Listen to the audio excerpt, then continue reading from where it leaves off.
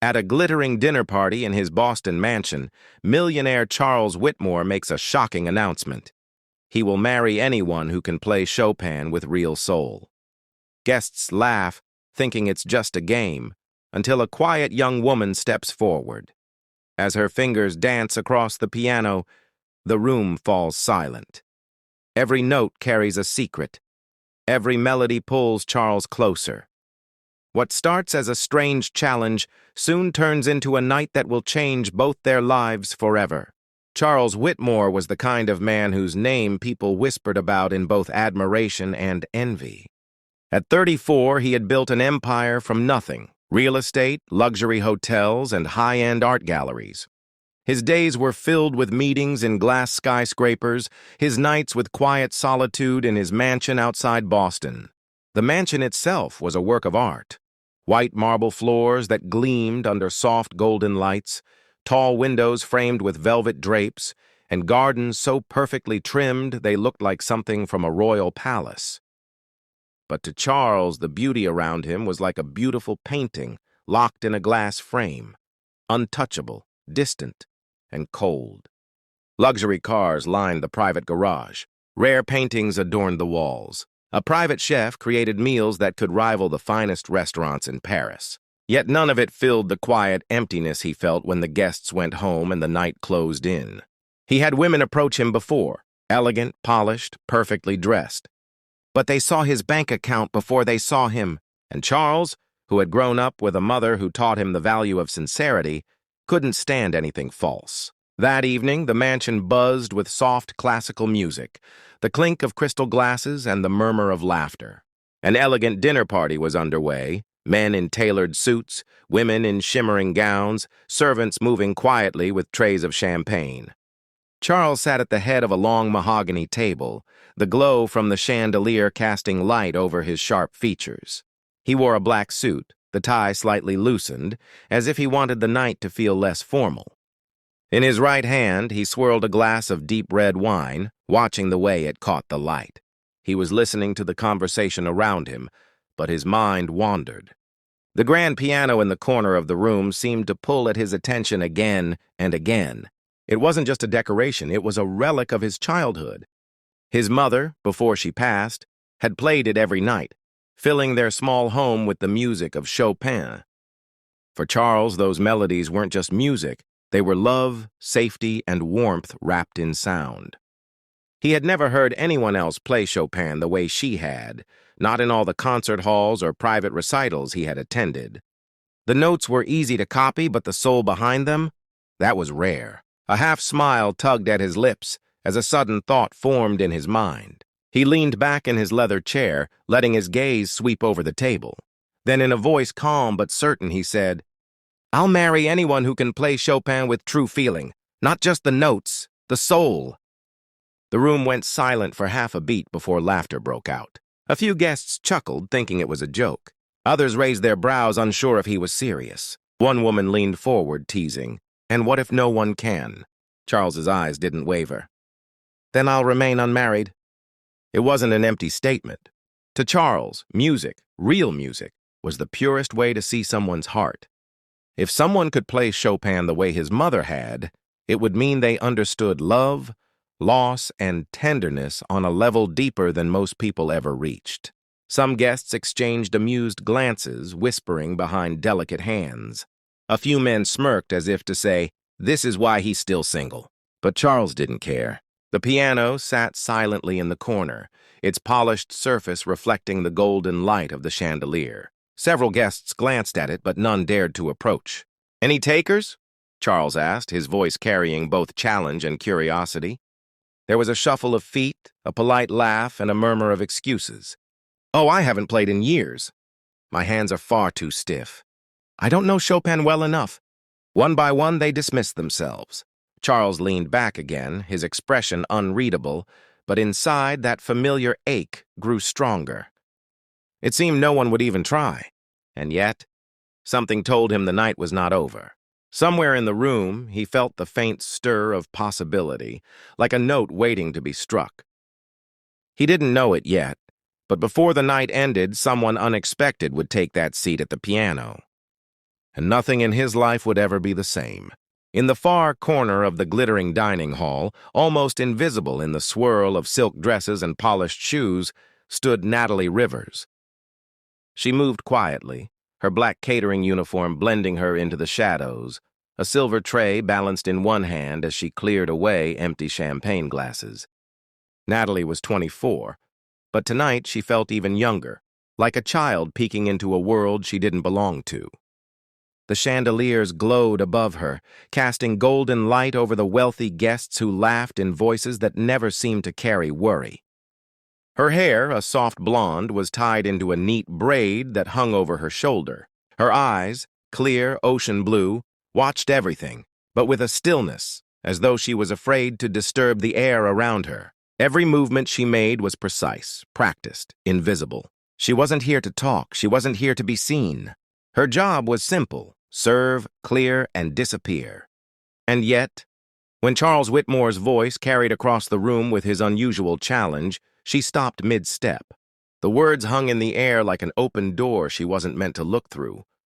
"I'll marry anyone who can play Chopin with true feeling, not just the notes, the soul." Around her, laughter broke out, rich, amused laughter from people who had never cleaned tables or counted coins to pay rent. To them, it was just an eccentric statement from a man of wealth. But to Natalie, those words didn't sound like a joke. They sounded like an invitation. Something deep in her chest stirred, a quiet ache she hadn't felt in years. She glanced toward the grand piano in the corner, its surface gleaming like black glass under the chandelier's light. Once that sight would have felt like home. Natalie had been a music student once, full of dreams of performing on great stages. She'd studied Chopin for hours, letting her fingers tell stories her voice never could. Her father had been her biggest supporter, sitting through every practice session with patient smiles. But dreams had a way of shattering without warning. When her father fell gravely ill, the medical bills came like waves she couldn't outrun. She left school, put away her sheet music, and took every job she could find. The piano she had loved, her father's gift, was sold to pay for his treatments. She remembered the day the movers carried it away, her hands still sore from playing one last time, knowing she might never touch keys again. The sound of the door closing behind them had felt like the end of a chapter she'd never get back. Now, standing in Charles's lavish home in a plain black uniform, she looked at the polished grand piano like it was a long-lost friend standing in the same room, a friend who didn't know she was there. Her fingers tightened around the tray she held, but she could almost feel the ghost of ivory keys beneath them.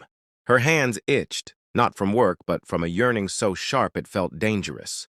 She told herself it was impossible. She was here to serve food, not music.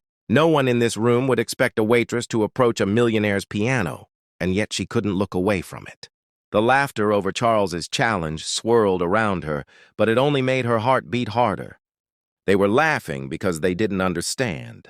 They didn't know how music could be a lifeline, how a single melody could hold your memories, your grief, and your hope. Natalie swallowed hard and forced her eyes back to her work, setting empty glasses on the tray one by one. But her ears stayed tuned to the room's conversation, her body aware of every breath Charles took. And then, just for a moment, his gaze shifted, sweeping over the room. Her pulse stuttered. It felt as though he saw her not as the woman in a uniform, but as something more. She quickly looked away. After all, she was only the waitress who shouldn't have been there. But fate was already moving quietly in the background. Soon the distance between her and that grand piano would shrink. And when it did, neither she nor Charles would ever forget what followed. Charles had been half listening to a conversation about investments when he saw it. The way Natalie's eyes kept drifting toward the piano as though it were calling her name. He studied her quietly. Most people looked at his piano with admiration for its value. But Natalie looked at it like it was a part of her heart that had been locked away. There was a longing there, almost painful in its purity. When she came closer to pick up an empty glass from a side table, Charles spoke, his voice calm but unmistakably directed at her. "Do you play?" The simple question hit Natalie like a stone dropped in still water. Her hands stilled on the tray. Her eyes widened, and for a moment she considered pretending she hadn't heard. But all the guests near them turned their heads, curious. The idea that Charles Whitmore, host, millionaire, and man of impeccable taste, was addressing the waitress was enough to stir murmurs. Natalie swallowed, the weight of every gaze pressing on her. "I used to," she said, her voice barely above a whisper. A ripple of smirk spread around the table. Some guests exchanged amused looks, their smiles edged with condescension. A waitress playing at a millionaire's dinner party? To them it was absurd. But Charles didn't smile. He didn't glance away. He simply tilted his head slightly, his eyes locked on hers. "Play something," he said. Natalie's stomach tightened. Her first instinct was to refuse. This wasn't her place. She was here to serve drinks, not be entertainment. But there was something in his voice, gentle yet commanding, that made the word no dissolve on her tongue. The room seemed to shift as she took a slow step toward the piano. The sound of laughter and conversation faded until all she could hear was her own heartbeat, loud in her ears. By the time she reached the piano, the air was thick with expectation. Even the servers paused in their work, sensing something unusual about to happen. She stood there for a moment, her fingers hovering above the keys but not touching. It had been years since she'd felt the cool, smooth surface of ivory beneath her fingertips. Her hands trembled, not just from fear of the audience, but from the flood of memories rushing back. Closing her eyes, she took a slow breath. When her fingers finally touched the keys, it was like reuniting with an old friend. The first notes of Chopin's Nocturne in E-flat major floated into the room, soft, deliberate, and filled with emotion. The melody was tender, like the gentle brushing away of dust from something precious. Her fingers moved with a grace born not from practice alone, but from a deep, unspoken connection to the music. Each note carried warmth. Each pause was heavy with sadness. Every swell of the melody seemed to lift the air in the room, making it feel alive. Slowly, the change in the atmosphere became undeniable. The clinking of silverware stopped. Glasses were lowered to tables. Conversations faded into silence, replaced by the spell Natalie was weaving with her music. One woman who had smirked earlier now stared with parted lips, as if she'd forgotten where she was. Even the most arrogant of guests seemed unable to look away. Charles's chest tightened with every measure. It was more than skill. This was heart. This was life. And in the tenderness of her playing, he heard something achingly familiar. It was as if his mother's spirit had returned to the room. He could almost see her, smiling at him from across the years, reminding him of the nights when music was their shared language. By the time the last note faded into the stillness, Charles was no longer thinking about the challenge he had made. He was thinking about the woman in front of him, and how she had just changed the entire rhythm of his life. The final note lingered in the air like a sigh that didn't want to end. It trembled, faded, and disappeared into the golden stillness of the room. No one moved. No one dared to clap, not because the performance lacked beauty, but because it was too beautiful. It felt wrong to break the spell with something as ordinary as applause. The silence wasn't awkward. It was reverent, like the air itself was holding its breath, afraid to let the magic slip away. Charles stood frozen for a moment, his hands at his sides, his heart pounding harder than it had in years. Her music had touched something inside him, a place no one had reached since his mother's death. He stepped forward slowly, each movement deliberate, his polished shoes clicking softly against the marble floor. The guests watched him, curiosity sparking in their eyes. His expression was unreadable, calm, but with a depth that hinted at something shifting beneath the surface. When he stopped in front of Natalie, the space between them seemed to hum with unspoken words. "Where did you learn that?" he asked quietly, his voice so low it was meant only for her. Natalie's eyes met his. She could have answered with something short, something safe, but she didn't. "My father taught me," she said softly. Her voice was steady at first, but then it trembled. "Before things got hard." Her gaze didn't waver. If he was going to see her, he was going to see all of her strength, her loss, and her truth. Something in Charles shifted then, like a locked door in his chest swinging open. This wasn't just talent. It wasn't just skill or years of practice. It was soul. And soul couldn't be faked. He saw the quiet ache in her, the way her shoulders carried invisible weight, and the way her hands, even now, still hovered near the piano, as if reluctant to leave it. It struck him how rare it was to find someone who didn't just play music, but lived it. For a heartbeat, the rest of the world fell away. It was just the two of them standing in that silent room, their gazes locked, their unspoken connection louder than any applause could be. Natalie stepped back, the spell breaking as reality returned. She turned toward the other servers, moving quickly to take up her tray again, as though nothing had happened. But she felt his eyes on her. Every time she entered the room to refill a glass or collect a plate, she could feel that quiet, steady gaze following her. Some of the guests were still whispering, their expressions a mix of curiosity and subtle disapproval. To them, she was just a waitress who had stepped out of line, touching something that wasn't meant for her. Natalie ignored them, though her cheeks burned. She went back to her duties, but inside, her heartbeat was still tangled with the melody she had played, and with the look in Charles's eyes. Charles, meanwhile, barely heard the conversations around him. The usual chatter about business, vacations, and art investments felt unbearably dull. His mind kept replaying the sound of her music, the tremble in her voice when she spoke about her father, and the way she had looked at him without fear. He didn't know exactly why yet, but he knew this. He had to see her again, and the thought of letting her walk out of his home tonight without speaking to her once more felt impossible. Somewhere deep inside, Charles felt the faint but undeniable certainty. This was the beginning of something that could change everything. The week after the gala felt strangely quiet for Natalie. She kept telling herself that the entire evening with Charles had been nothing more than work, serving canapés, pouring champagne, keeping her head down.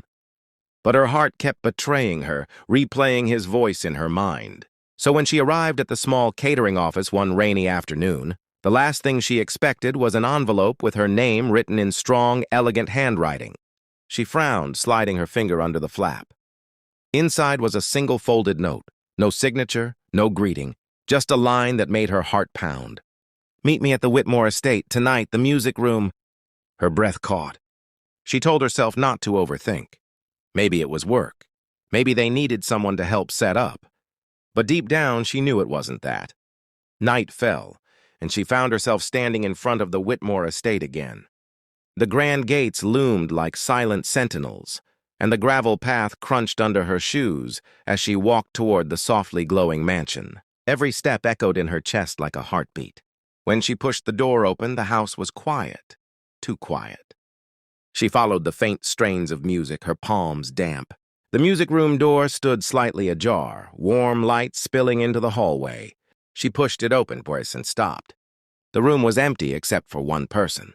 Charles sat at the piano, his head bent slightly, fingers trailing lazily over the keys. The golden lamplight caught in his hair, and for a moment, she forgot how to breathe. He looked up at her, his gaze holding hers for just a fraction too long before he motioned for her to come closer. "Natalie," he said softly, his voice lower than she remembered, "sit with me." Her feet carried her forward without her permission. They began to play. At first it was structured, a Chopin nocturne, delicate and haunting, the notes weaving like whispers in the air. But then his hands drifted into something lighter, and she found herself laughing at the playful melody. "Your turn," he murmured, sliding over so she could sit beside him. She hesitated, her fingers hovering over the ivory keys. "I'm rusty, then we'll be rusty together," he replied with a small smile. They played for hours. Sometimes the music was polished and perfect. Sometimes it was messy, filled with missed notes and laughter. Sometimes it was something they made up entirely, as if the two of them were speaking in a language only they understood. Between pieces, they talked. Natalie found herself telling him things she hadn't told anyone in years, about her father's struggles, about working endless jobs to keep her head above water, about the way music had once been her dream until life had quietly stolen it away. He listened, not politely, not distractedly, but fully, as though every word mattered. And then he spoke of his own past, of a mother who had adored Chopin, who used to sit him on her lap as she played, of how the music room had once been her sanctuary, of the emptiness it had held since she was gone. As he spoke, his voice grew quieter, almost hesitant, as though he wasn't used to revealing these pieces of himself.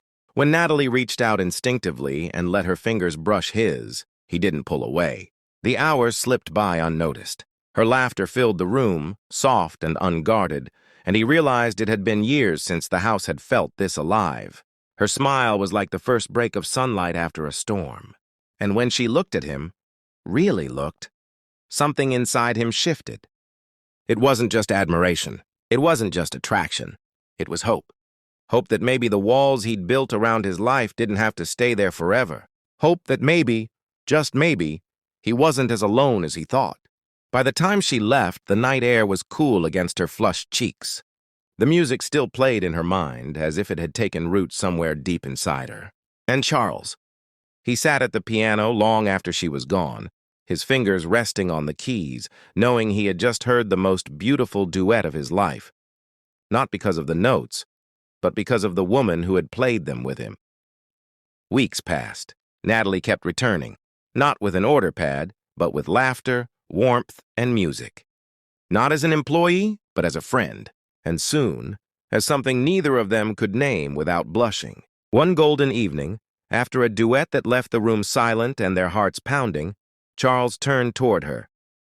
His eyes carried that same spark she had first seen, only now softer, deeper.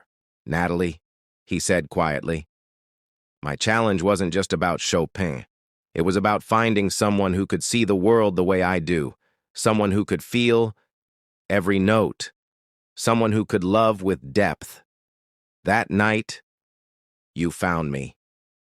Her breath caught. Then he reached into his coat pocket and drew out a small velvet box. "I once swore I'd marry the person who could play Chopin with true feeling. I never imagined she would also be the one I'd love for the rest of my life. Natalie, will you marry me?" Tears blurred her vision as she whispered, trembling, "Yes, 1,000 times. Yes." Months later, they stood in a sunlit garden, surrounded not by chandeliers or marble halls, but by wildflowers, music, and the people who mattered most. Guests from that first night were there, some still stunned that the millionaire had chosen a waitress. But as Charles kissed his bride under the golden glow, even the most skeptical among them finally understood. Love doesn't choose by wealth, by name, or by where you come from. It chooses by the music two hearts are brave enough to play together.